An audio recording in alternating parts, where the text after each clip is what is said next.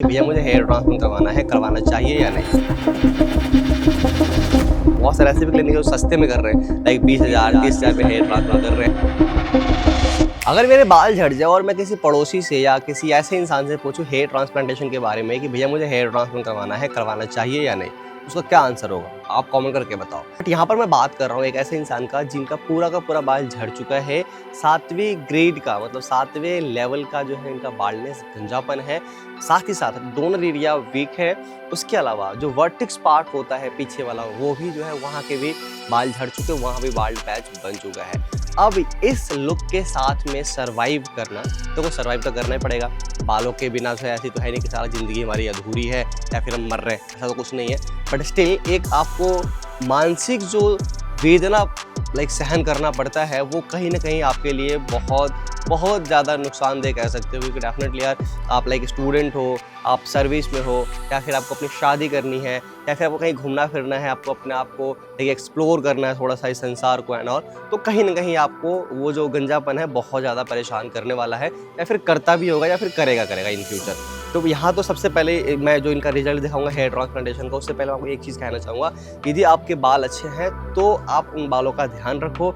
अगर यदि आपका हेयर लॉस हो रहा है तो उन चीज़ों को प्रिवेंट करने की, रोकने की कोशिश करो, नहीं तो फ्यूचर में आपके लिए बहुत ज़्यादा वेदना से भरा हुआ हो सकता है। क्योंकि आज के समय में आपको बालों की कदर नहीं है, और वही बाल जब चले जाएंगे तो आपको ऐसा लगेगा कि मेरी ज़िंदगी वीरान सी हो गई है। बट इसलिए इनसे मिलो, इनका जो है 7वें ग्रेड का बाल्डनेस है एंड इन्होंने प्लान किया कि मुझे अपना हेयर ट्रांसप्लांटेशन करवाना है। अब हेयर ट्रांसप्लांटेशन कोई सामान्य चीज़ तो है नहीं, एक सर्जरी है, एंड कोई भी सर्जिकल प्रोसेस से गुजरने से पहले आपके मन में एंजाइटी हो सकता है, नर्वसनेस हो सकता है, एंड उसको रिजल्ट एंड उसके रिजल्ट को लेकर एक्साइटमेंट हो सकता है। कॉमन चीज़ है, हो सकता है बहुत, ठीक है, आगे बढ़ते हैं। अब जब इन्होंने अपना हेयर ट्रांसप्लांटेशन के लिए प्लान किया तो इनके मन में सबसे पहला क्वेश्चन था कि मुझे अपना हेयर ट्रांसप्लांट कहाँ करवाना चाहिए। इन्होंने आसपास फाइंड आउट किया एंड फिर इन्होंने अपना AFT क्लिनिक जयपुर में कंसल्ट किया। वहाँ पर कंसल्टेशन के बाद इन्होंने अपना हेयर ट्रांसप्लांटेशन के लिए प्लान किया। डॉक्टर ने इनको समझाया कि आपका इतना बाल पैच है, इतना बाल एरिया है, एंड यहाँ पर हम इस तरीके से ग्राफ्ट आपके इम्प्लांट करेंगे, एंड हेयर ट्रांसप्लांट का जो रिजल्ट है वो 12 महीने में आता है। वैसा ट्रांसप्लांटेशन कंप्लीट होना स्टार्ट हुआ तो ट्रांसप्लांटेशन में जो एक सबसे मेन पार्ट है वो है हेयर लाइन डिजाइनिंग। एंड मैं हर वीडियो में बोलता हूँ कि हेयर लाइन पर फोकस करना बहुत ज़्यादा जरूरी है। आज के डेट में बहुत सारे ऐसे क्लिनिक है जो हेयर ट्रांसप्लांट का प्रोसेस दिखा रहे हैं इंस्टाग्राम पे एंड ऑल, बट वो आपको रिजल्ट नहीं दिखाएंगे। क्योंकि किसी भी चीज़ का, आप पढ़ाई कर रहे हो या आप कोई काम कर रहे हो, तो सबसे ज़्यादा मैटर करता है रिजल्ट। आप क्या पढ़ रहे हो, कैसे पढ़ रहे हो, इससे आपको घर वालों को नहीं मतलब, लेकिन जब आपका रिजल्ट आता है उस पर अच्छे मार्क्स आने जरूरी है, आपके घर वाले खुश हो जाएंगे।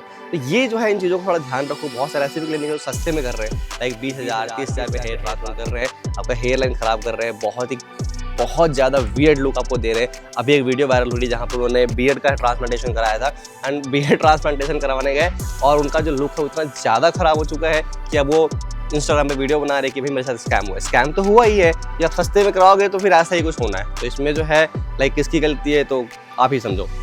डेफिनेटली क्लिनिक वालों ने गलती किया है, क्योंकि उनकी डिजाइनिंग गलत करी है, तो क्लिनिक वालों की ही गलती है एंड उनको हर्जाना भुगतना चाहिए।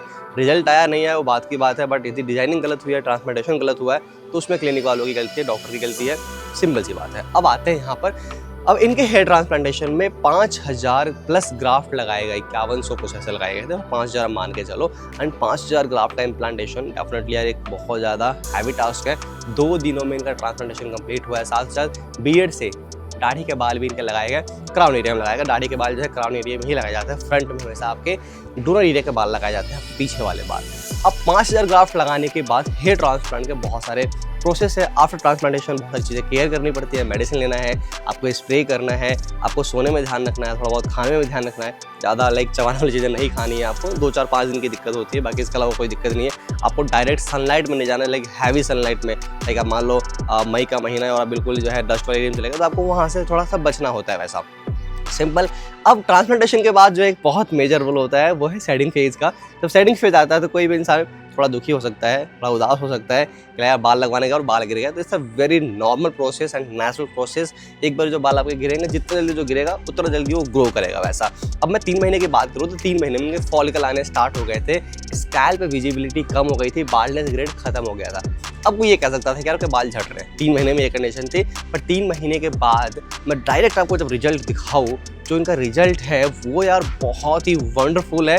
बिकॉज 7वीं ग्रेड के बाल के साथ ये एक बहुत ज़्यादा ओल्ड एज लग रहे थे, बहुत लाइक ज़्यादा ये कह सकते हो कि यार ये अच्छे नहीं दिख रहे थे एंड ऑल। बट जैसे इनके बाल आए, इनका जो लुक है वो पूरा चेंज हुआ, पर्सनैलिटी चेंज हो गई।